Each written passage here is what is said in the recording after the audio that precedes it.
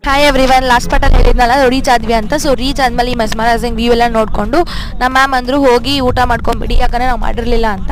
ಆಮೇಲೆ ನಾವು ರೂಮಿಗೆ ಬಂದು ಒಂದು ಸ್ವಲ್ಪ ರೆಸ್ಟ್ ತೊಗೊಳೋಣ ಅನ್ನೋಕ್ಕಿಂತ ಜಾಸ್ತಿ ಯೂನಿವರ್ಸಿಟಿ ನೋಡೋದ್ರಲ್ಲೇ ಬ್ಯುಸಿ ಆಗಿಬಿಟ್ಟಿದ್ವಿ. ತುಂಬ ಚೆನ್ನಾಗಿತ್ತಲ್ವಾ, ಅದಕ್ಕೆ ಅದನ್ನೆಲ್ಲ ನೋಡಿಕೊಂಡು ಹೋಗಿ ರೂಮಲ್ಲಿ ರೆಸ್ಟ್ ತೊಗೊಂಡ್ವಿ.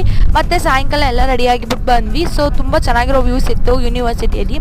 ನಾವು ರೆಡಿಯಾಗಿ ಬರೋಷ್ಟರಲ್ಲಿ ಒಂದು ಮಿನಿ ರೂಮ್ ಟೂರ್ ಕೂಡ ಮಾಡೋಣ ಅಂತ ಅಂದ್ಬಿಟ್ಟು ಮಾಡ್ತಾಯಿದ್ದೀನಿ. ಬಂದ ತಕ್ಷಣ ಮಾಡಿದ್ದೀನಿ. ಅಲ್ಲಿ ಒಂದು ಬೆಡ್ಡು, ನನ್ನ ಪಾರ್ಟ್ನರ್ ಕೂಡ ಇದ್ದರು ರೂಮಲ್ಲಿ. ಆದರೆ ಅವರಷ್ಟು ಮೆಜಾರಿಟಿ ಟೈಮ್ಸ್ ಇರಲಿಲ್ಲ. ನೆಕ್ಸ್ಟ್ ನಾವು ಹಾಗೆ ನೋಡಿಕೊಂಡು ನನ್ನ ರೂಮಲ್ಲಿ ಏನು ಶಾಕಿಂಗ್ ಅಂದರೆ ಬಾಲ್ಕನಿ ಕೂಡ ಇತ್ತು.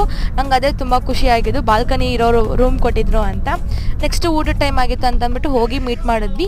ಇದು ನಮ್ಮ ಫೌಂಡರ್ ಕಿರಣ್ ಮ್ಯಾಮ್ ಅಂತ, ಅವ್ರನ್ನೂ ಮೀಟ್ ಮಾಡಿಸ್ಕೊಂಡು ನೆಕ್ಸ್ಟ್ ನಾವೆಲ್ಲರೂ ನೆಕ್ಸ್ಟ್ ಡೇಯಲ್ಲಿ ಏನೇನು ಮಾಡಬೇಕು ಅಂತ ಅಂದ್ಬಿಟ್ಟು ನಮಗೆಲ್ಲರಿಗೂ ಇದನ್ನು ಇನ್ಸ್ಟ್ರಕ್ಷನ್ಸ್ ಕೊಟ್ಟಿದ್ರು. ಅದನ್ನ ಕೇಳಿಸ್ಕೊಂಡು ನಾವು ರೂಮ್ಗೆ ಹೋಗೋಣ ಅಂತ ಹೋಗೋವಾಗ ತುಂಬ ಚೆನ್ನಾಗಿರೋ ವ್ಯೂಸ್ನೆಲ್ಲ ನೋಡಿಕೊಂಡು ಕ್ಯಾಪ್ಚರ್ ಮಾಡ್ಕೊಂಡು ಮನೆ ರೂಮ್ಗೆ ಹೋದ್ವಿ. ಇದಾಗಿತ್ತು ಫಸ್ಟ್ ಡೇ.